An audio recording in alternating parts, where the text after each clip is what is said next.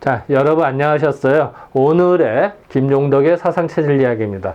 오늘은 그 100년 전에 스페인 독감이 유행했을 때 당시에 11월 22일에 기사를 보도록 하겠습니다.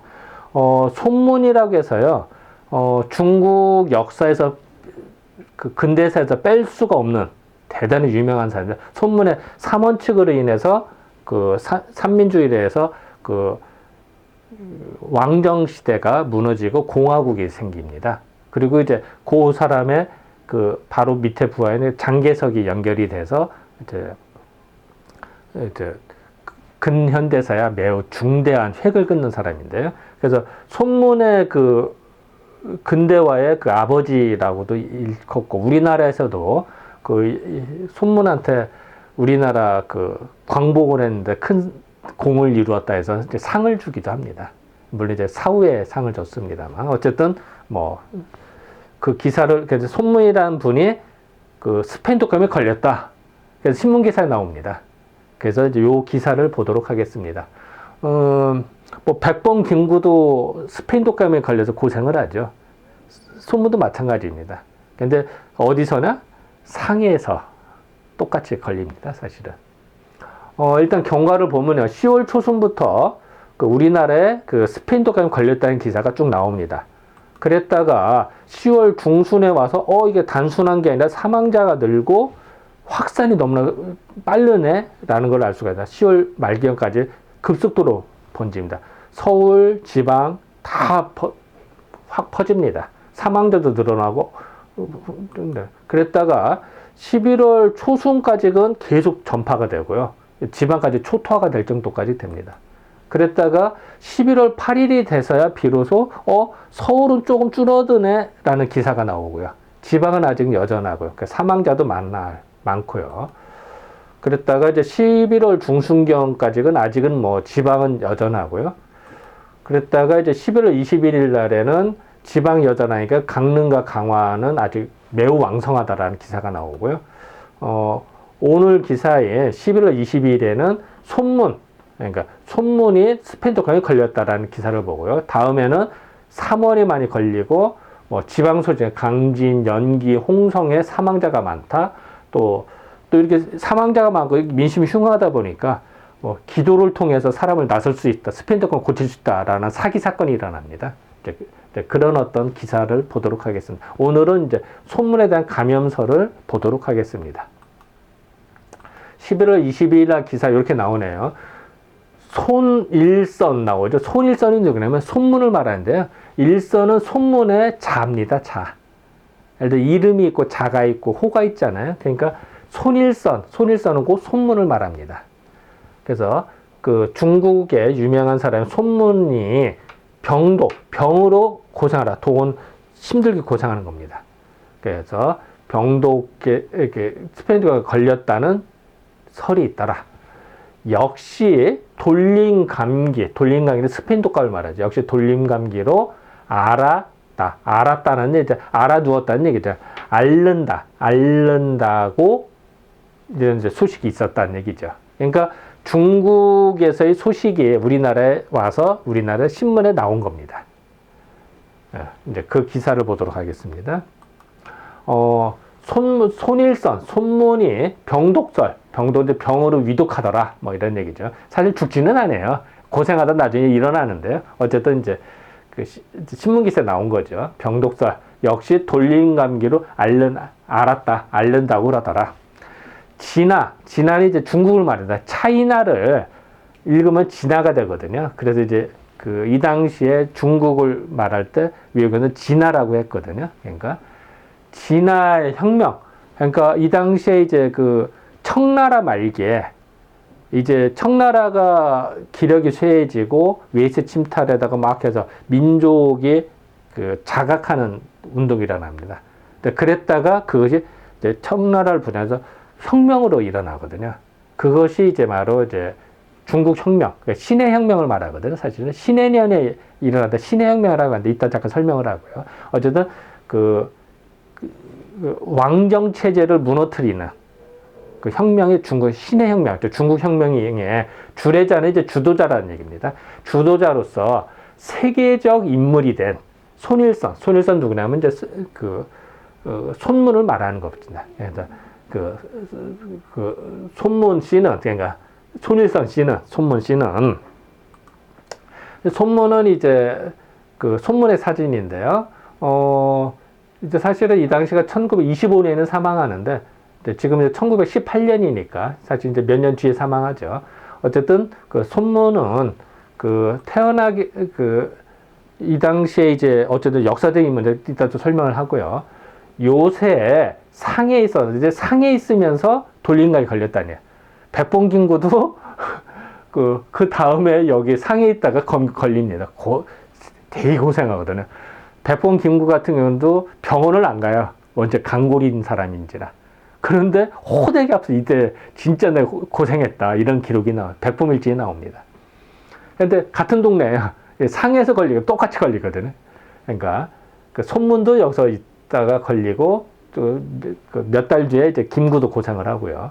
상해에 있어서 돌림 감기에 걸려서 스페인 독감에 걸려서 매우 위독하다는 통지가 모처에 달에 이제 도달했다 왔더라. 모처에서 왔더라. 그러니까 이제 그런 것이 이제 연락이 왔더라. 손 씨는 누구냐? 이제 손 씨라고 했는데, 손 씨는 광동성 향산현, 광동성이 이제 바로 그 옆이거든요. 홍콩. 그래서 광동선 향산현에서 태어난 사람으로서 금년 50여 세더라. 그래서 원래 구차하게 산다는 얘기는 가난하다는 얘기입니다. 구차하게 노네. 구차하게 살지 말어. 가난하게 놀지 말라는 얘기입니다. 가난하고 궁색하다. 쪼잔하게 놀지 말아라. 하는데 구차하게 한다는 얘기. 구차한 집에서 태어났으나 되게 위인전 보면 되게 농부의 자식이든 비난한 데 태어났다가 나중에 뭐 성공했다 뭐 이런 말 나오잖아요. 그래서 어쨌든 되게 이제 위인전 보면 다 비슷한 스토리입니다. 여기도 마찬가지입니다. 광동선 향산은 어디냐면요.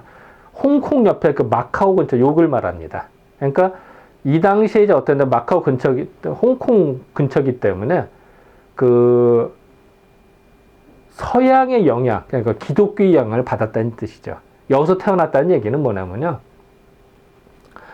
경계선이었기 때문에 중국의 본래 영향과 서양 영향을 간접적으로 받아. 기독교 영향을 받아 성경 공부를 합니다. 이 당시에.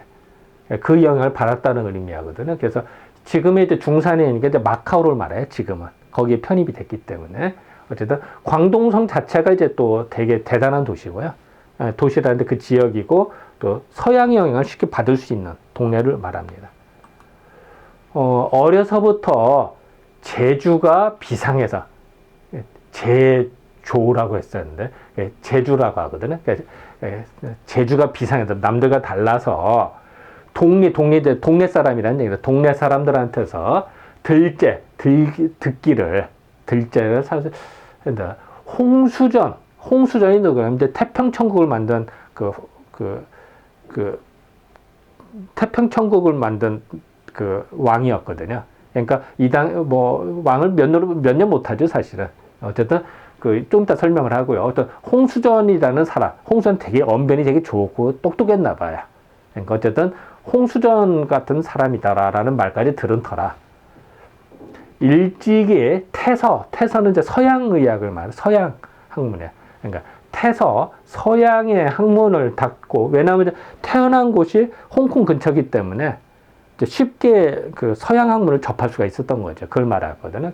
태서의 학문을 닫고 나는데 연말을 하고 좀 장성한 뒤에 광동과 향항은 이제 홍콩을 말하거든요. 광동과 향항의 학교에서 서양 의술을 연구해서 의술을 배웠다는 얘기죠. 의사의 길을 걸었다는 얘기죠. 배웠다는 얘기입니다. 홍수전은 누구냐? 이제 홍수전인데요. 태평천국을 건설한 사람입니다. 그래서 이제 청나라 말기에 반란을 일으켜서 실질적으로 태평천국을 요 당시, 그러니까 여기가 광동성 근처거든요, 다. 그러니까 이 당시에 실질적으로 되게 물류도 집중이 됐고 공업도 서양 문물이 쉽게 전파가 되고 했던 동네입니다, 여기가. 그러니까 그걸로 해서 농민 혁명이 일어나거든요. 그걸 이제 태평천국을 건설하는데요. 그래서 이제 한 몇 년 왕노로 타다가 뭐 결국은 이제 망하는데요. 어쨌든 홍수전이 요 당시에 태평천국을 건설한 근데 그 영향을 받았다는 뜻이겠죠, 사실은. 같은 비슷한 지역이니까요. 구차한 사람 이제 손문은 구차한데 가난한 사람은 무료로 진찰을 해줘서 원래 아픈 사람을요 무료 진료를 해주고 진찰을 하면 감복을 합니다. 그렇잖아요. 내가 생명 오고 갈 때 나를 구해줬기 때문에 그러니까 추종자들이 많아지는 거죠. 그래서 구차한 사람 무료로 진찰을 해주어 그때부터 진화 중국 사람이라는데 중국 사람은 손씨 손문을 대단히 존경하게 되었다. 대개 이제 자기 혼자 돈 버는 게 아니라 오히려 이제 무리봉사를 했으니까 존경했다. 그래서 의료봉사를 하면 이제 사람들이 되게 좋아합니다. 사실은 아픈 사람들은 마음이 약해지는 법이거든요. 그래서 옛날부터 서구 영일강에서도 이렇게 식민지를 건설하거나 이렇게 침략을 할 때는 종교, 의료를 먼저 앞세워서 하는 수가 많아요. 그러니까 사실은 순수하게 하면 좋은데 그것이 약간 그 나라를 지배하기 위한 어떤 수단으로 여기기도 하거든요. 그러니까 한편으로는 좋고 한편으로는 좀 씁쓸할 수도 있습니다. 이게. 네. 그 후 스스로라는 얘기예요. 스스로 자기가 혁명의 전도주. 이제 해보니까 뭔가 부의합니까? 뭔가 이 청나라의 그거를 타파해야겠다. 혁명을 해야겠다는 생각을 하고 스스로 자꾸 공부를 해서 전파를 하기 시작한 거예요. 손문이. 그래서 혁명의 전도하는 주인이니까 내가 혁명을 내가 주도를 해야겠다. 이런 뜻입니다. 주도를 해서 의협을 의사를 하면서 플러스 혁명론을 주장하고 전파하다가 그러니까 이런 말까지 나옵니다. 의사는 여버리고요. 이제 혁명이 주도자가 됩니다. 그러니까 그리고 혁명을 전파하기 위한 도구로 무료 진료를 하고 이렇게까지 의식을 합니다. 물론 이제 보는 사람의 관점의 차이는 있는데요. 어쨌든 이제 그런 식까지 주장하는 논문도 있었습니다. 어쨌든 전파를 하다가 그러니까 당연히 청나라에서 밉죠. 그죠? 그러니까 이제 그 사람 잡으려고 하니까 당연히 이제 망명을 하고 해외로 도망 다닙니다.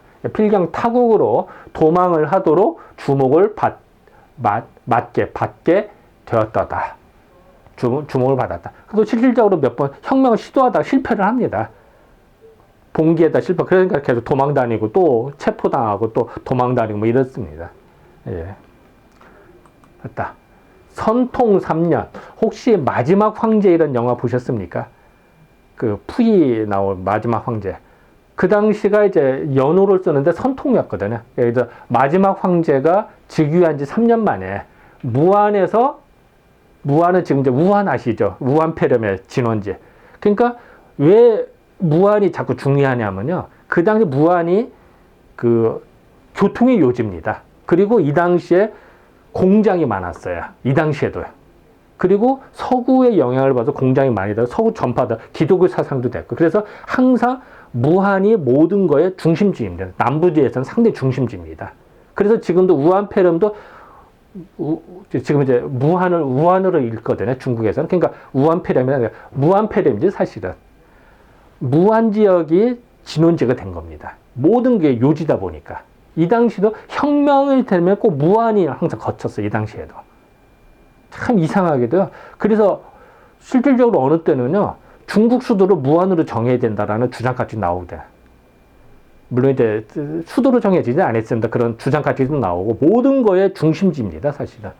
그래서 혁명도 마찬가지. 이 당시 여기서부터 시작되거든요. 그래서 무안 땅에서 처음으로 신의 혁명이 여기서부터 시작되거든요. 그래서 지금도 우한 폐렴으로서 여기가 주목을 받고 상당히 이번에 고통스러웠잖아요. 그래서 지금 중국 정부가 약간 흔들리는 영향이 있는데 그래서 아마도 혁명이 다시 일어나면 여기지 않을까. 더구나 이번 우한 폐렴으로 또 폐쇄되다 보니까 다 많은 사람이 사망하고 고통스러웠잖아요. 그래서 그런 걸 많이 주목을 합니다. 뭐 어떻게 될지는 뭐 더 두고 봐야겠습니다만 현재 무안이 정말 대단한 곳이다라는 것만은 사실인 것 같습니다. 이 당시에도 그랬고요. 어쨌든 뭐 그래서 일어나서 그러니까 이제 손문이 이제 그 무안에서 혁명이 일어나니까 즉시 귀국을 한 거야. 손문이. 그러니까 손문이 귀국을 해서 남경도 바로 옆이거든요. 이제 그 남경에 이제 그 남경시 그러니까 남경에 임시정부를 조직해서 이제 공화국을 만든 거예요. 그래서 중화민국이라는 임시 대총통, 총대장이라는데 총통이라는 대총통까지 되었던 그런 세상 사람이 모두 아는 바라. 그러니까 그 중화민국을 만들고 청나라에 반발을 해서 남부 지역에서 만든 겁니다. 남부 지역의 수도가 남경으로 정한 거죠. 어쨌든 이랬다. 그래서 신해혁명은 1911년에 일어나거든요.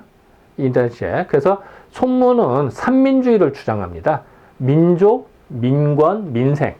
그러니까 청나라를 오랑캐니까 물러내고 우리들이 그 한족을 중심으로 해야 된다. 그래서 이제 그런 거 민족, 민권, 황제가 아니라 백성이 권리를 갖는다. 민권, 권력이라는 얘기죠. 민생, 황제를 위한 게 아니라 백성을 위해서 살아야 된다. 백성의 삶을 중시해야 된다. 민생. 요 세 가지를 주장합니다. 근데 손문이 사실은 뭐 이렇게 자꾸 주장하고 했습니다만 요 민생은 제대로 못해요. 사실은. 뭐 민족은 사람들이 호응을 해서 호응을 하고 미국까지는 되는 것 같은데 민생은 제대로 못해서 결국은 이제 그 밀리죠. 사실은. 결국은. 그래서 아까도 말씀드린 무안에서 상당히 봉기를 시작합니다. 그래서 이거 무슨 의미냐면 아시아 최초 공화국이 됩니다. 왕정을 무너뜨리고. 그러니까 이제 일본은 이때 그래? 중국 연호가 무너졌네?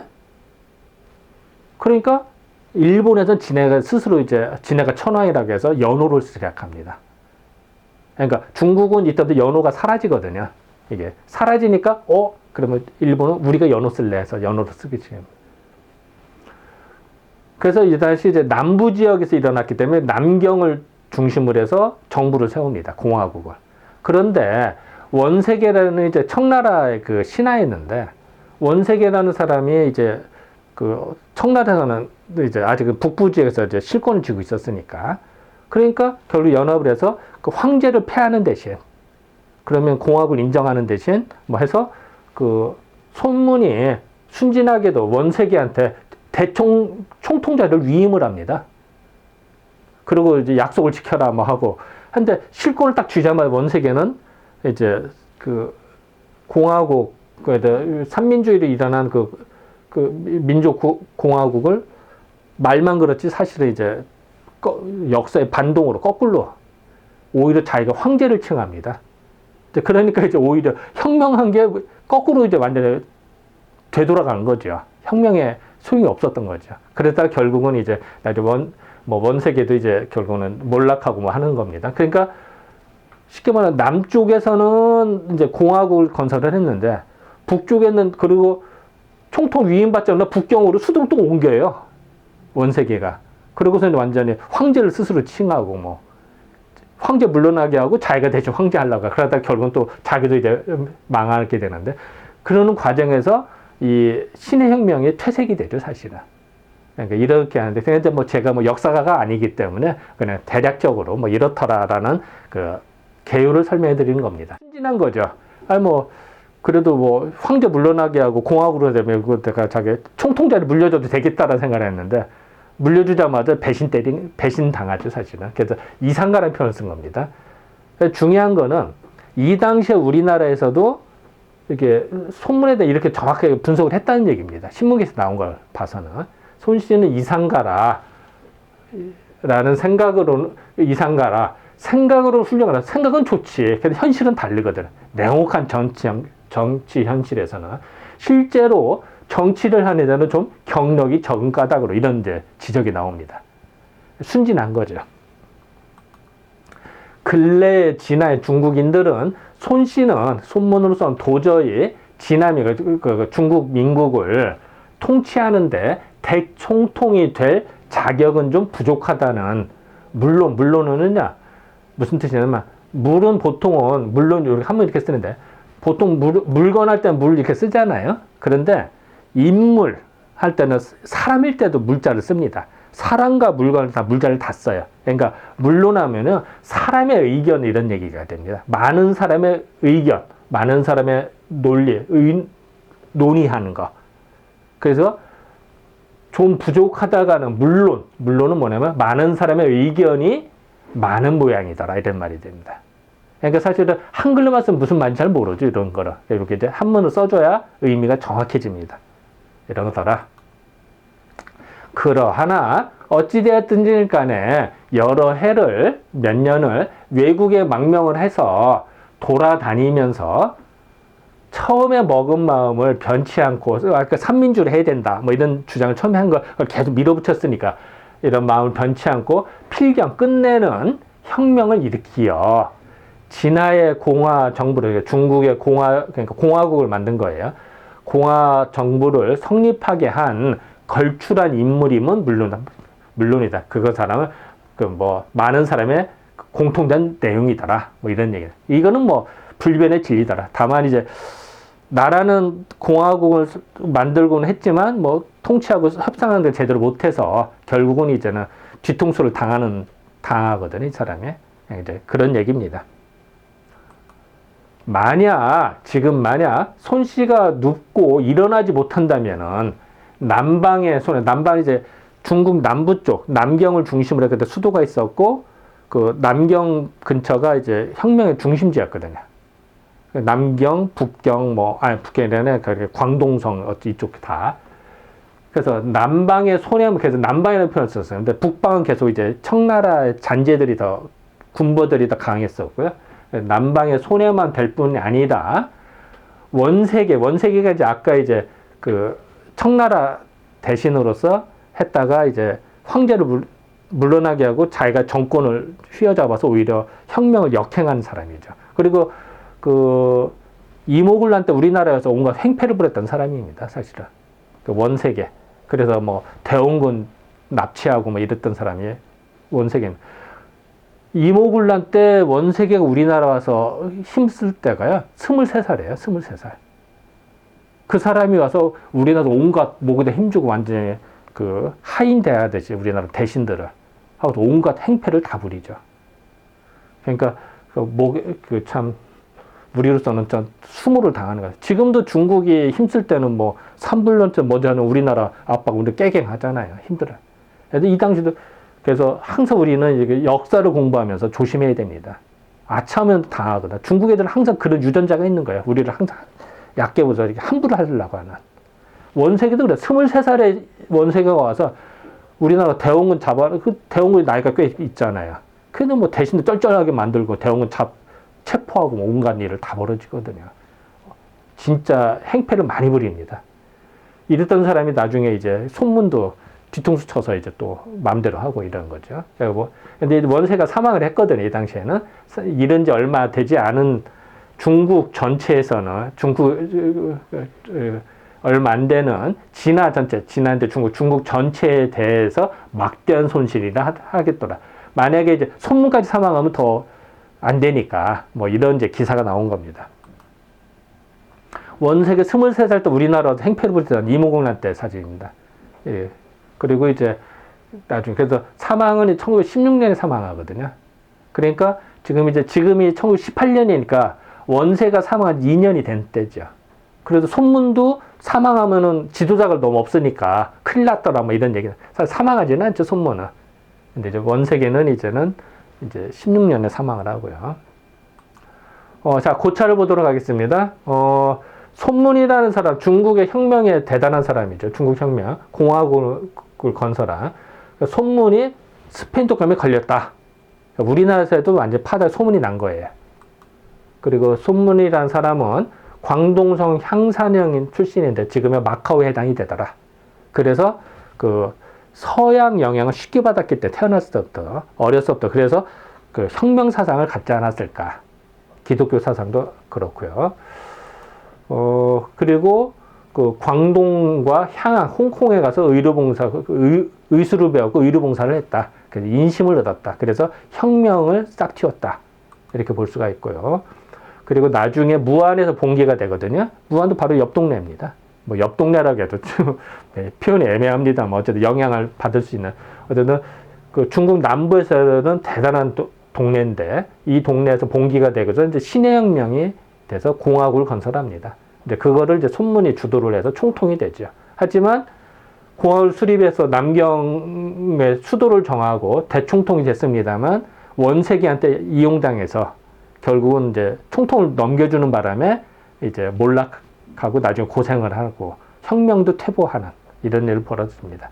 이제 그런데 뭐 그런 거는 이제 역사적인 이야기이기 때문에 그 뭐 제가 전공은 아니고요. 저는 이제 그냥 다만 귀동량에서 아는 정도고요.